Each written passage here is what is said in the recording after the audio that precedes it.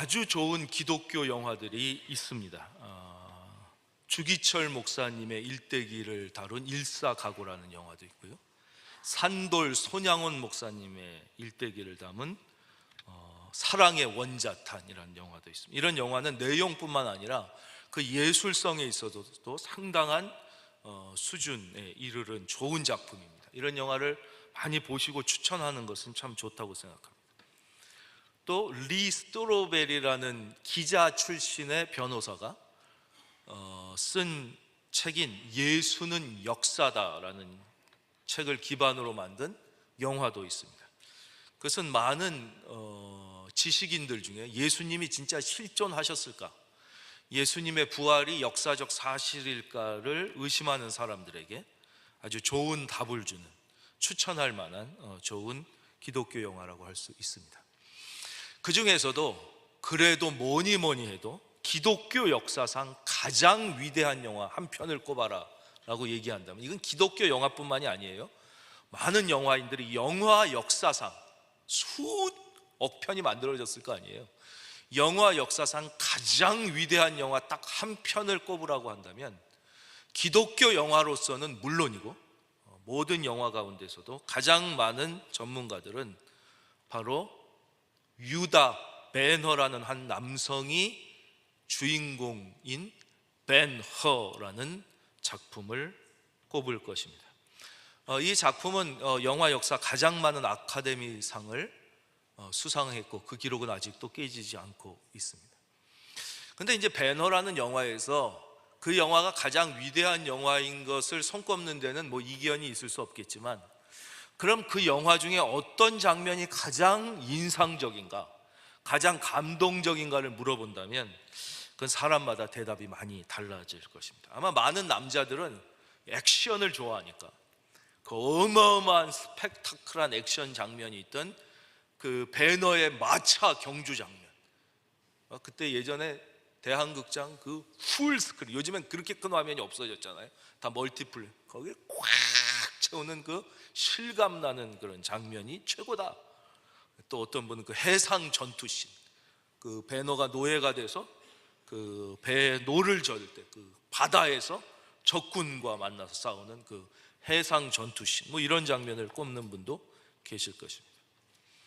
또 많은 사람들은 그 예수님이 십자가에 못 박혀 돌아가시는 그 순간, 이제 나병이죠, 한센병, 문둥병에 걸려 썩어 죽어가던 베너의 어머니와 여동생이 그 순간 기적적으로 치유함을 받으며 깨끗해지는 그 새살이 돋는 순간을 가장 감동적으로 말하는 분들도 계실 것입니다.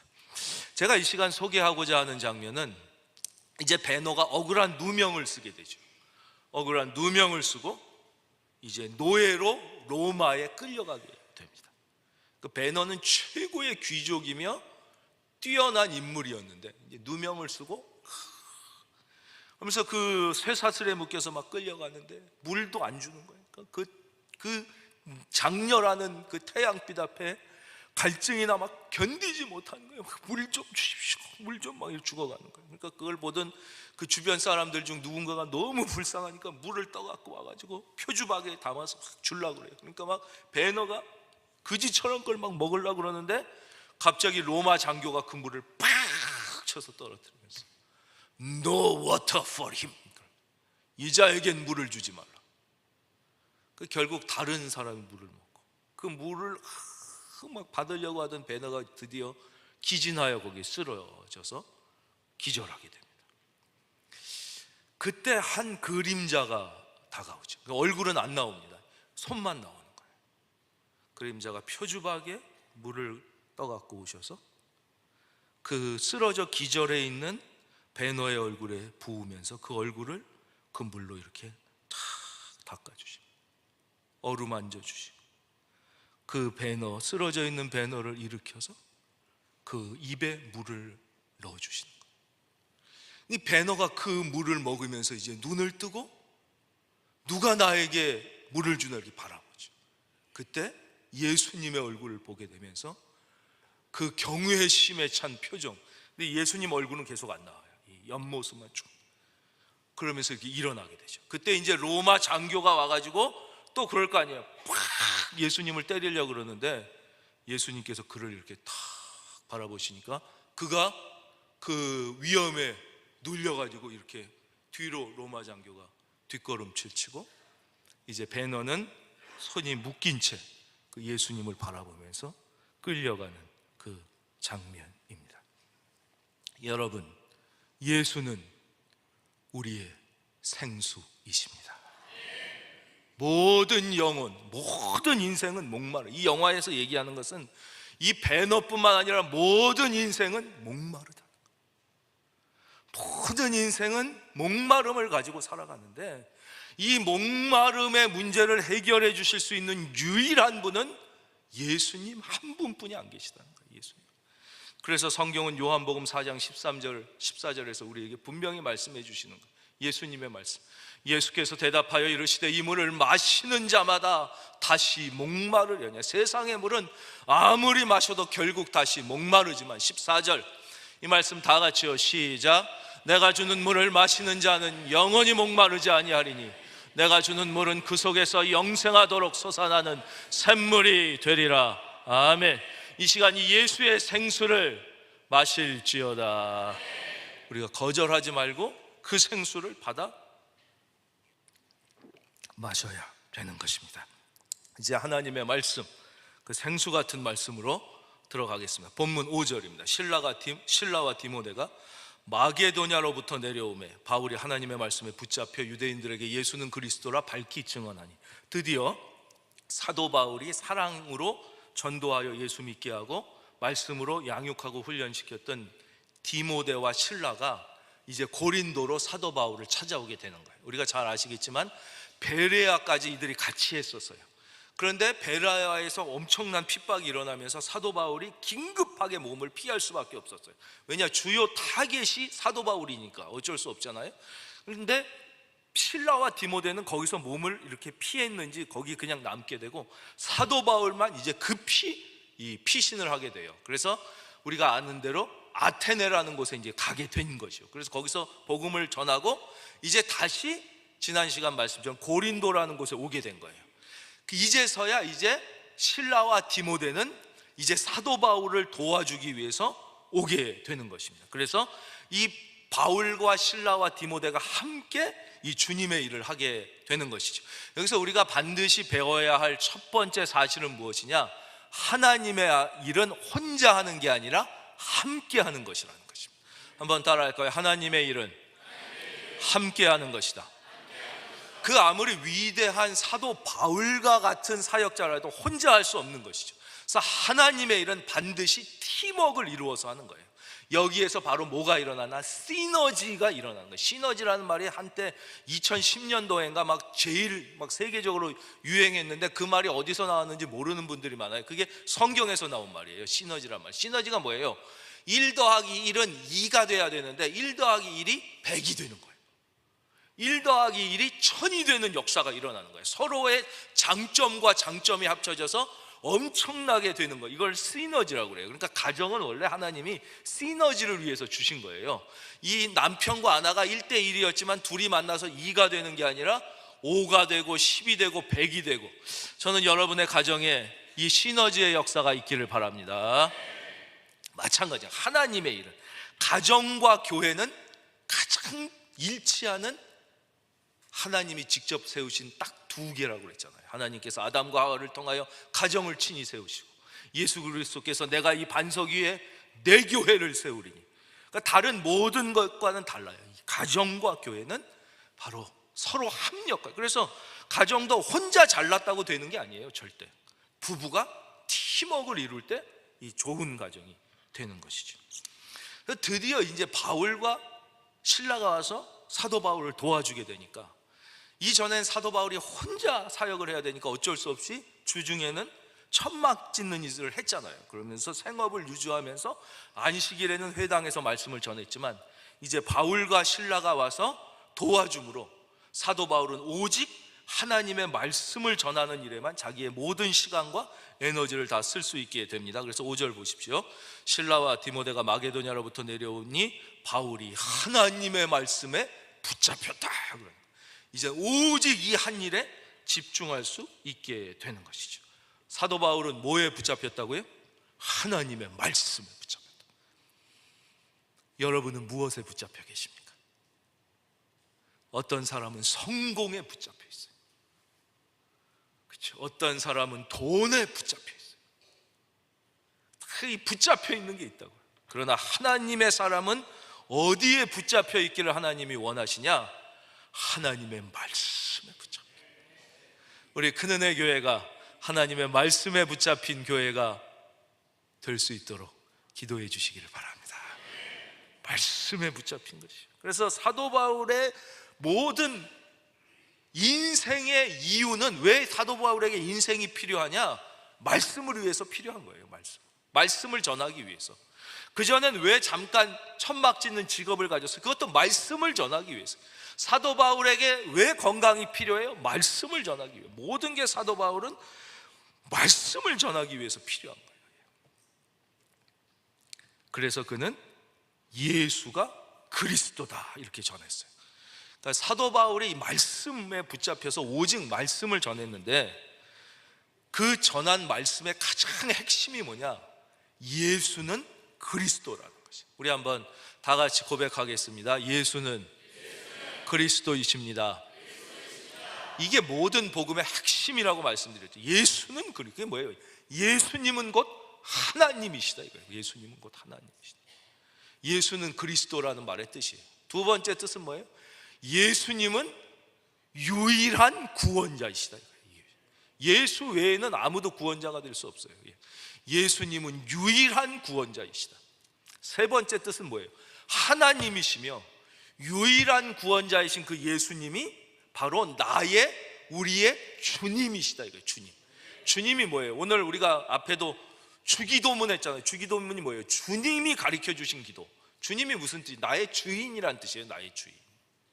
내 인생의 주인이 내가 아니라, 그러면 난파되고 무너지고 파선하지만, 내 인생의 조타실, 운전대를 나의 참된 주인이신 예수님께 맡길 때, 우리는 비로소 이 인생의 험한 풍파를 돌파하여 그 마침내 하나님이 예비하신 그 본향에 이르를 수 있다. 그거예요. 예수님이, 그분은 하나님이시며 그분은 모든 인류의 유일한 구원자이시며 나의 주인이심을 고백하는 분은 아멘. 그것만 계속 전했다는 것이에요. 근데 여기서 아주 우리의 고정관념을 깨는 발견이 하나 있습니다. 여러분도 다 이제 설교를 여러 번 들으셨겠지만, 사도 바울은 이방인을 위해 부르심을 받은 사도잖아요. 이제 유대인을 위해 부르심을 받은 사도의 대표는 베드로. 많은 사도가 있지만 이방인을 위해 부르심을 받은 사도의 대표는 사도 바울이에요. 그러니까 우리 생각에는 사도 바울이 가는 곳마다 이방인을 중심으로 복음을 전했을 것 같잖아요. 그런데 그렇지 않습니다. 사도 바울은 1차, 2차 선교 사역 모든 곳에 가자마자 사실은 유대인들에게 먼저 복음을 전해요. 그만큼 자기의 민족에 대한 절절한 사랑이 있었던 거예요. 자기 민족과 조국을, 여기서 보세요. 실라와 디모데가 마게도냐로부터 내려오며 바울이 하나님의 말씀에 붙잡혀 누구에게? 유대인들에게 예수는 그리스도라고 전한 거예요. 자기 가족에게 먼저 전하는 거예요. 먼저. 그리고 자기 민족에게 먼저 전한 거예요. 이게 사도 바울의 마음이었다는 것입니다. 우리도, 여러분 지금도 그러셨지만, 교회는 조국을 위해 기도해야 되는 거예요. 그리고 우리 가까이 있는 분들을 위하여 먼저 기도하고 복음을 전할 수 있어야 되는 것이죠. 가족에게, 우리의 일가 친척과 형제 자매들에게, 그리고 이 민족이 복음화될 수 있도록 먼저 누구한테 전했다고요? 유대인한테 전했다는 거예요. 이방인의 사도로 부르심을 받았음에도 불구하고, 이게 되게 중요해요. 근데 문제는 이게 사도 바울의 짝사랑이었다는 거예요. 참 짝사랑은 애달프죠? 짝사랑 좀 해보셨어요? 안 해보셨어요? 저는 좀 해봤습니다. 짝사랑하면 참 애달프죠. 혼자서. 마찬가지는 사도 바울이 그렇게 사랑했지만 자기 민족을, 그 유대인들은 이 복음을 받아들이지 않는 거예요. 거부하는 거예요. 우리 중에도 이런 아픔 가운데 있는 분들이 계시죠. 그렇게 가족의 구원을 위하여 기도하고 복음을 전하지만 받아들이지 않는 그 아픔, 그냥 받아들이지 않을 뿐만이 아니라 반항하고 대적하고 공격하기까지 합니다. 사도 바울을 막 공격하는 거예요. 보세요, 6절. 그들이 대적하여 비방하거나. 이때 사도 바울의 마음이 얼마나 아팠을까요? 막 그 찢어지는 심정이 나와 있잖아요. 얼마나 사도 바울이 마음이 아팠으면 그 다음에 뭐라고 그래요? 옷을 털며 이르되 너희 피가 너희 머리로 돌아갈 것이요 나는 깨끗하니라. 이후에는 이방인에게로 가리라. 우리는 이 말씀을 통해서 사도 바울이 얼마나 마음이 아팠는가를 짐작할 수 있습니다. 얼마나 사도 바울이 마음이 상하고 속상하고 그랬으면 먼지를 털며 나는 할 만큼 했다. 나는. 그러나 이제 너희 피가 너희 머리로 돌아간다. 그러면서 떠난 거예요. 그 히틀러에 대한 유명한 얘기가 있죠. 어느 믿음이 좋은 그리스도인이 있어요. 그러니까 히틀러를 너무너무 미워했죠. 그렇죠? 그렇겠죠.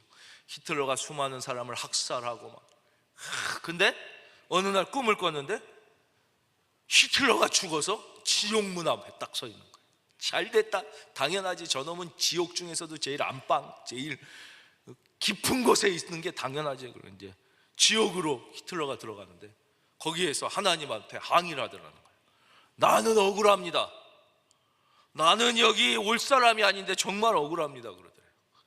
그래서 자기가 뒤에서 보면서 저런 천하의 나쁜 놈, 저 제일 나쁜 놈인데 어떻게 저런 말을 할 수가 있냐? 그랬더니 히틀러가 이러더라고요.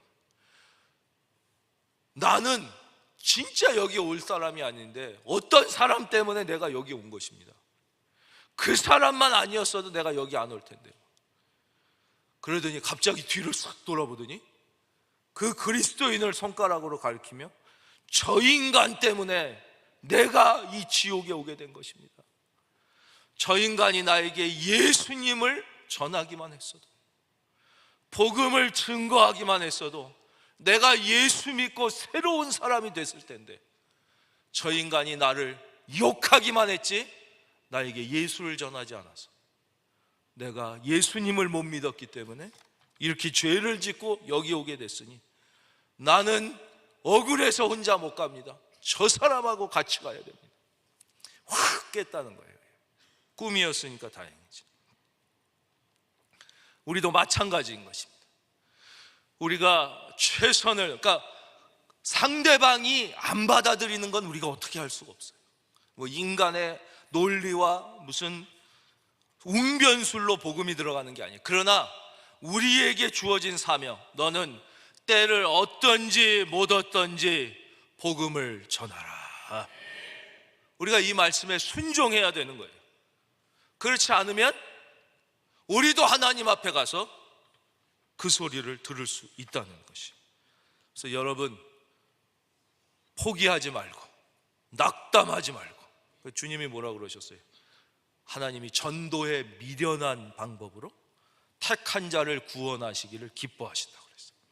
그러니까 우리는 때를 얻든지 못 얻든지, 이 말씀엔 무슨 뜻이냐?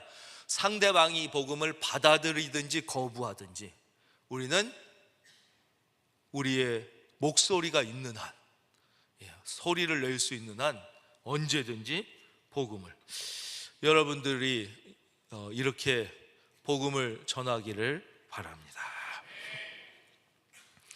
그런데 그 다음 이방인들은 막 예수님을 믿는 거예요. 복음에 부스러기만 떨어져도 막, 이게 이제 복인 거예요.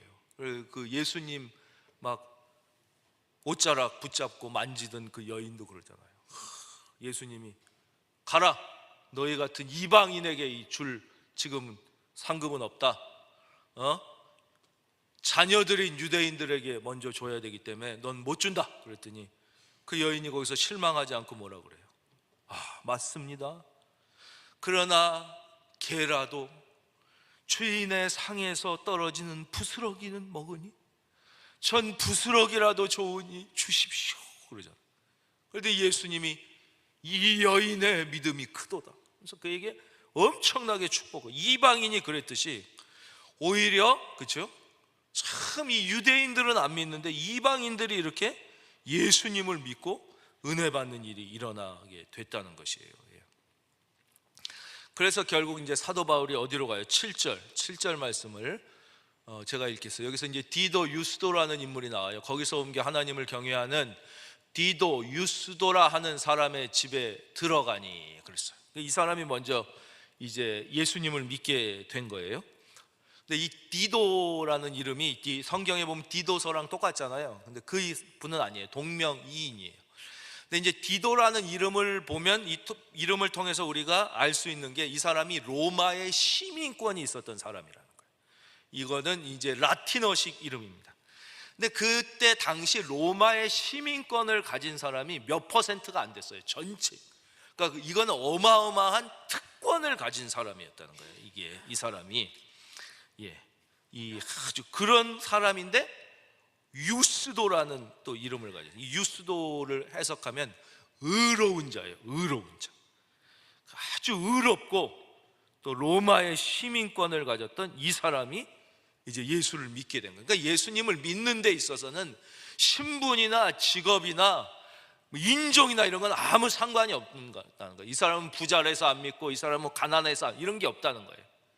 우리는 사람을 가리지 말고 믿으시면 아멘.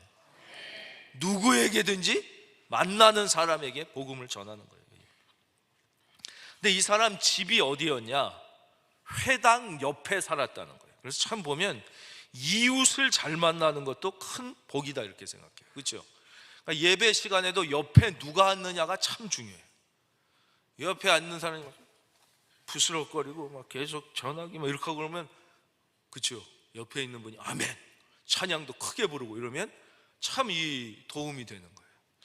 여러분들은 좋은 이웃이 되기를 바랍니다. 그리고 내가 좋은 이웃이 되는 거예요. 내가 예배 드릴 때 은혜가 되는 이런 게 되는 것이죠. 그러니까 이웃을 잘 만났어요. 그 사람의 이름이 그리스보예요. 예수님 그리스도에서 끝에 한 이름만 달라요. 8절이죠. 회당 옆에 살았으니까 이 사람을 오고 가면서 많이 봤을 거 아니에요. 또 회당장 그리스보. 근데 이 사람에게 얼마나 축복이 임했냐? 첫째, 온 집안과 더불어 예수를 믿게 된 거예요. 그러니까 성경에 이런 복을 받는 분들이 막 나오잖아요. 누가 있어요? 바로 고넬료, 백부장 고넬료가 본인이 예수를 믿게 됐을 때 온 집안이 구원받는 역사가 일어나요. 또 여자 중에 자색 옷감 장사 루디아, 이 사람이 예수를 믿으면서 온 집안이 예수를 믿게 됐죠. 또 이 사도행전 16장에서 우리가 만났던 감옥을 지키던 간수도 주 예수를 믿으라, 그리하면 너와 내 집이 구원을 받으리라, 이 말씀을 듣고 예수님을 믿음으로 그와 어떻게 됐어요? 온 집안이 다 구원을 받게 된 거예요. 저는 큰은혜교회 모든 가정에 온 집안에 구원이 임하는 은혜가 있기를 예수의 이름으로 축원합니다. 온 집안이 예수 믿는 이런 축복이 일어났다는 것이죠. 그리스보라는 이름의 뜻은 순백이다 이런 뜻이에요. 그러니까 백설공주 아시죠? 그런 뜻이에요. 하얗다 이런 뜻이에요. 두 번째, 거기서 머무른 게 아니라 이 사람 때문에 다른 사람들도 많이 예수님을 믿게 됐다는 거예요. 자 보세요. 그 다음, 수많은 고린도 사람들도 듣고 믿어 세례를 받더라. 참 축복된 사람이죠. 근데 여기서 아주 중요한 말씀이 있어요. 믿음은 어디서 나냐? 들음에서 나는 거예요. 믿음은 여기서도 보세요. 듣고 믿어잖아요. 듣고 믿어. 그러니까 전하는 사람이 없으면 들을 수가 없는 거예요. 그래서 여러분이 믿음은 어디서 나요? 들음에서 난다는 걸 꼭 기억해야 돼요. 그래서 설교도 잘 듣고, 할렐루야, 잘 들어야 되는 거예요. 잘 들어요. 그러니까 성경에 보면 삭개오도 보세요. 삭개오도 예수님이란 분이 계시된다. 그분은 사랑이 많으며 모든 사람의 구원자가 되신단다. 이걸 누가 들어요? 삭개오가 듣고 올바른 반응을 한 거예요. 예수님을 만나. 근데 못 들었으면 올 수가 없죠. 거기 오신다는 걸 들었으니까 온 거예요. 물론 들어도 안 오는 사람은 어쩔 수 없는 거죠. 근데 늘 믿으려고 그러면 뭐가 있어요? 반드시 방해물이 있어요. 그럼 믿으려고 그러는데 방해물이 없는 건 그건 가짜예요. 반드시 믿으려고 그러면 방해물이 있고, 말씀을 듣고 말씀대로 살라고 하면 반드시 방해물이 있는 거예요. 나의 영혼에 하나님의 축복이 임하려고 하면 반드시 뭐가 있다고요? 방해물이 있는 거예요. 그것을 이상하게 생각하면 안 돼요. 이걸 꼭 기억해야 돼요. 놀랄 필요가 없어요. 따라하겠습니다. 방해물은 반드시 있다. 그걸 준비해야 돼요. 준비하면 가끔 없을 때도 있지만 안 준비하면 100% 있습니다. 이 방해물의 뒤에는 반드시 역사하는 사탄이 있는 거예요. 반드시 그 뒤에는 보이지 않는 사탄이 하나님의 역사가 일어나지 않게 방해해요. 삭개온 같더니 뭐가 방해? 키가 작잖아요. 앞에 키 큰 사람이 다 서 있어. 이게 방해물인 거예요. 나는 키가 작은데 앞에다 키가 쓰니 원래 어쩔 수, 이렇게 포기하면 안 되는 거예요. 그랬더니 어떻게 해요? 뽕나무를 타고 올라가서라도, 이게 아주 중요해요. 삭개오가 그때 직업이 뭐였다고 말씀드렸어요? 세무서장이었어요. 알짜, 그것도 최고 알짜배기 세무서장이에요. 사회적 지위와 체면이 있어요. 그런 거 생각하면 은혜는 못 받는 거예요. 내가 누군데, 내가 어떤데, 이거 생각하면 은혜는 절대 못 받는 거예요. 하나님 앞에는 어떻게 돼야 돼요? 그래서 어린아이와 같아야 돼요. 예수님이 그러셨잖아요. 이 어린아이와 같지 아니하고는 하나님 나라에 올라갈 자가 없다고 그랬어요. 하나님 앞에서는 어린아이와 같이, 우리 큰은혜교회 성도님들은 정말 이 순수한 마음을 가진 분이 너무너무 많은데, 이 마음을 끝까지 지키고 더 어린아이와 같이 되셔서 하나님의 은혜를 받을지어다. 그리스도, 그 사람이 이제 순수한 마음을 가지고 있었던 거예요. 그래서 이제 예수님을 믿고, 또 이 사람으로 말미암아 복음을 전하니까 많은 사람들이 듣고 믿어서 세례를 받게 된 것이죠. 그래서 우리 교회 성도님들을 통해서 이 서울이 변하고 관악구가 변하고 이 대한민국이 변하고, 또 이번에 우리가 또 추석에 가게 될 인도의 영혼들이 이제 변하게 되는 거예요. 어떻게 되냐? 우리가 복음을 전함으로 그분들이 듣고 이제 믿게 되는 거예요. 듣고 믿게 되는 거예요. 9절입니다. 이런 상황 가운데 이제 밤에 주께서 사도 바울에게 환상 가운데 나타나십니다. 그래서 하나님이 하신 말씀이에요. 18장 9절, 이 말씀 다 같이 읽겠습니다. 시작. 두려워하지 말며 침묵하지 말고 말하라 그랬어요. 너무 말씀을 잘 들으시기 때문에 계속하겠습니다. 그래서 하나님이 환상 중에 나타나셔서 처음으로 사도 바울에게 들려주신 말이 뭐냐면 두려워하지 말라는 거예요. 두려워하지 말라.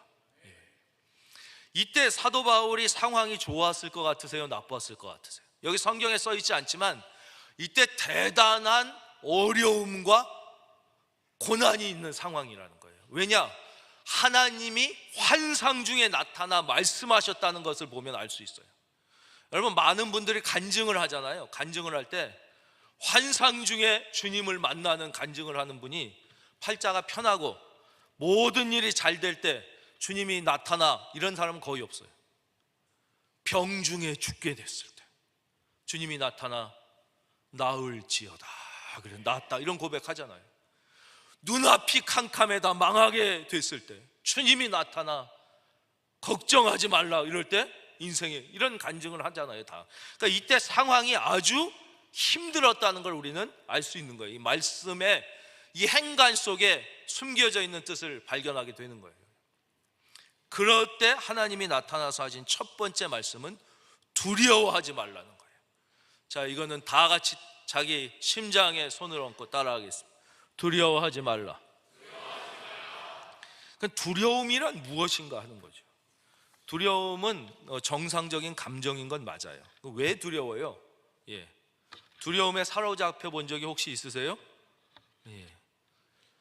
두려움에 사로잡히는 경험을 저는 이제 많이 했어요. 저는 어렸을 때부터 겁이 많아가지고 어마어마한 두려움에 이렇게 사로잡히게 되는 거예요. 왜 두려움은 정신적으로나 육체적으로 심각한 피해가 예상될 때 당연히 두려울 수밖에 없어요.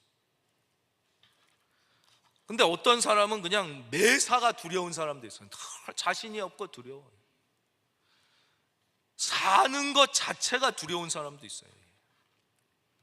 그러나 이 두려움을 영적으로 정확하게 말씀드리면 이거를 꼭 기억하셔야 되는 거예요. 이거를 아예 그냥 이맛박에 여기 새겨서 부부가 서로 여기 붙이면서 이렇게 봐야 될 정도로 중요한 거예요.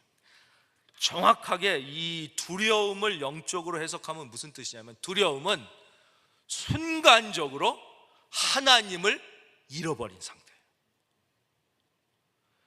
순간적으로 하나님이 함께 계신다는 걸 인식하면 죽음조차도 두렵지 않고 찬송하며 건너가게 되는 거예요.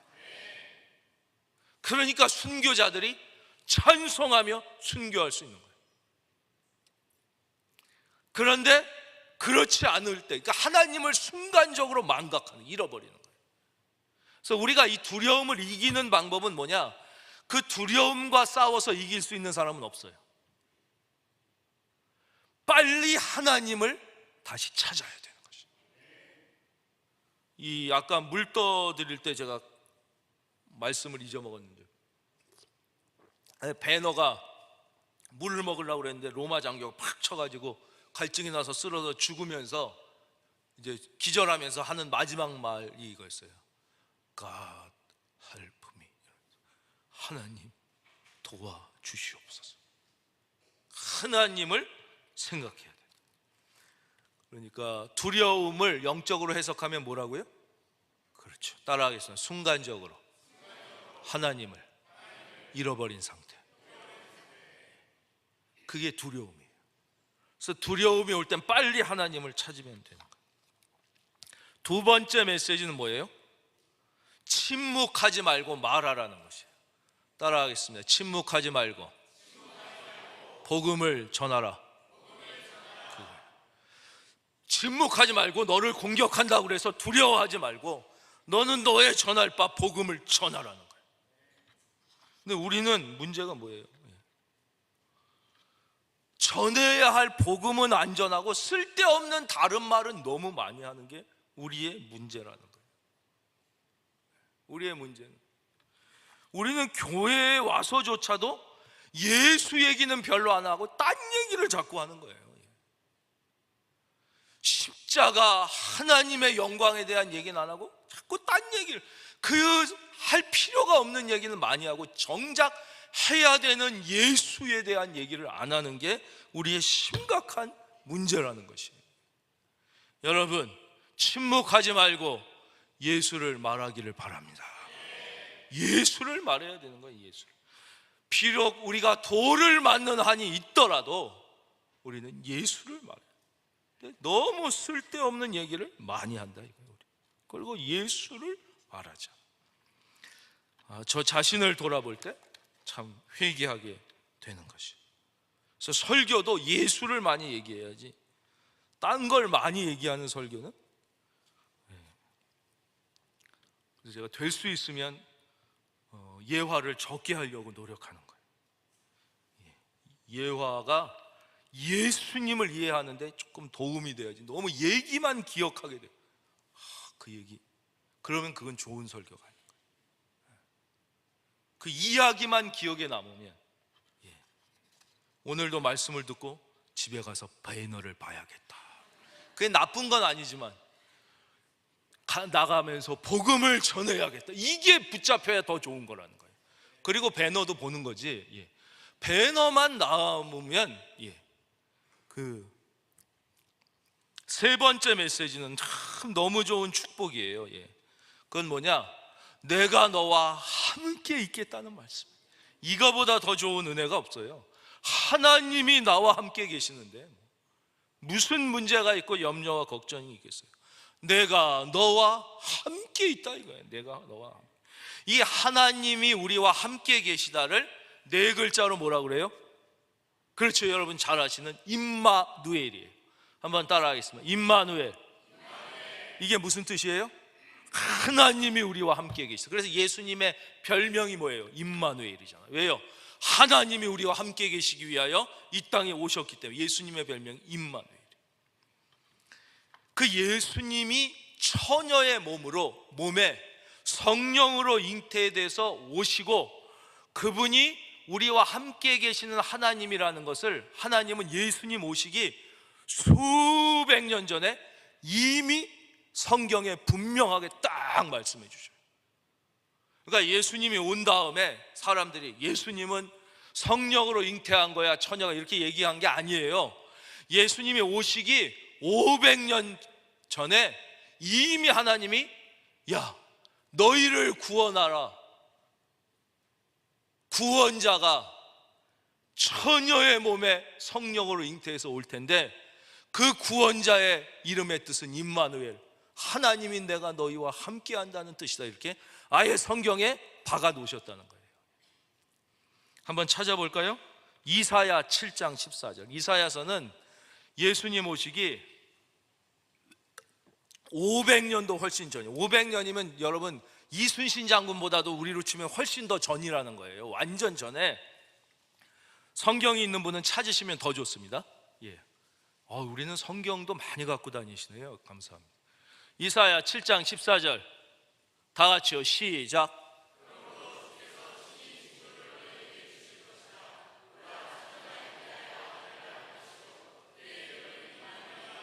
아멘. 이것이 하나님의 말씀이라 이거예요. 성경은 1.1획도 틀림이 없는 살아계신 하나님의 말씀임을 믿습니다. 이 성경이, 근데 500년 전에 이사야가 이 얘기를 할 때 뭐 어떻게 처녀가 잉태해서 애를 낳아, 다 이렇게 안 믿었을 거 아니에요. 그러나 하나님의 말씀은 무조건 진리라는 것을 믿는 사람은 이걸 믿고 그 영광을 본 것이고, 야 말이 되냐? 야 미친놈 500년 후 얘기니까 막 떠드네. 이 중에 500년 살 사람이 없으니까. 이런 소용이 없는 거예요. 왜 이 하나님의 말씀이 우리의 이성과 과학적 사고로 다 알 수가 없냐면, 우리는 3차원의 세계에 살아요. 우리가 사는 이걸 3차원이라고 그래요. 예. 그래서 시간이 있고, 공간이 있잖아요. 시간과 공간이 있어요. 이런 종이 위를 2차원이라고 그래요. 이건 시간이 없어요. 예. 공간도 없고 평면만 있고, 1차원도 있어요. 점 이런 거 1차원. 점은 이제 정확히 얘기하면 좌표는 있으되 실체는 없는 거 1차원이에요. 그렇지만 하나님은, 내 말씀은 이 3차원을 뛰어넘는 거예요. 그래서 시간과 공간에 제한을 받지 않으시는 거예요. 그렇기 때문에 2000년 전에 쓰여진 이 말씀이 오늘도 살아서 나에게 역사하는 거예요. 왜요? 하나님의 말씀은 3차원에 갇혀 있지가 않는다니까요. 그렇기 때문에 오늘도 믿는 자에게 그대로 살아 역사하는 말씀이 되는 이유가, 하나님의 말씀은 우리가 시간의 제약을 받고 공간에, 그래서 신앙은 머리로 믿을 수가 없는 거예요. 왜 차원이 다른 것을 이해할 수가 있습니까? 개미가 인터넷을 이해할 수 있냐 이거예요. 개미가 여기 있는 사람이 미국에 있는 사람과 전화하는 걸 어떻게 이해하냐 이거예요. 우리도 이미 상당히 공간을 초월하잖아요. 근데 개미는 옆에 있는 애들하고만 주고받겠죠. 하나님 앞에선 시간도 똑같은 거예요. 우리나 시간의 제약을 받는 것이지. 그래서 하나님의 말씀은 오늘도 이 말씀이 하나님의 말씀임을 순수하게 믿는 자에게 그대로 살아 역사하는 것이에요. 예. 임마누엘. 마지막으로, 마지막 말씀이 아주 중요합니다. 내가 너와 함께 있으며 어떤 사람도 너를 대적하여 해롭게 할 자가 없을 것이니 이는 성중에 내 백성이 많음이라 그랬어요. 왜 사도 바울을 이 고린도에 보냈냐? 그리고는 사도 바울이 1년 6개월이나 거기 있습니다. 왜냐? 이 중에 하나님의 백성이 많기 때문이에요. 그러니 이 중에 내 백성이 많으니 내 백성을 찾아라 이거예요. 내 백성을 찾아. 그리고 내 백성에게 복음을 전하라. 그것이 내 백성이, 나의 자녀들이 지금 패역한 도시 속에서 우상을 숭배하며 잘못된 인생의 가치관을 걷고 허우적대고 죽어가고 있다. 그들에게 내 복음을 전하. 이 시간에 하나님이 여러분에게 하시는, 고린도의 내 백성이 많다, 관악구의 내 백성이 많다, 서울의 내 백성이 많다, 경기도의 내 백성이 많다는 하나님의 음성을 들을 수 있기를 바랍니다. 그걸 우리가 듣고 용기를 가져요. 이건 뭐와 똑같냐? 집 나간 탕자와 똑같아요. 탕자는 그게 좋은 줄 알고 아버지의 곁을 떠나 나간 거예요. 하나님의 곁을 다 떠나. 그러나 그 집 나간 탕자를 잊지 못하는 게 아버지의 마음, 이게 하나님의 심정이라는 거예요. 근데 큰아들은 나는 집에 있으니까 나한테 잘해줘야지 이 생각만 하고 있는 거예요. 우리가 많이 그렇다는 거예요. 내가 예수 믿은, 난 구원 받았으니까 나는 복도 받고 나는 다 잘되고, 저애 안 믿는 건 지금 내가 뭐 얘기해도 듣지도 않고 지가 돈 갖고 나가서 허랑방탕한 건데 그거 뭐 그렇게 신경 쓰냐. 이건 큰아들의 잘못된 마음이에요. 그 아버지의 마음, 이게 하나님의 마음인 거예요. 그 집 나간 아들을 잊지 못하는 하나님의 마음, 우리가 그 아버지의 마음을 가지고 우리가 나가 침묵하지 말고 복음을 전할 때 하나님이 기뻐하시고 예수님이 기뻐하시고 여러분의 삶에도 기쁨이 충만하게 되는 것입니다. 오늘도 이 좋으신 하나님과 함께 믿음으로 승리하는 한 주가 되시기를 바랍니다.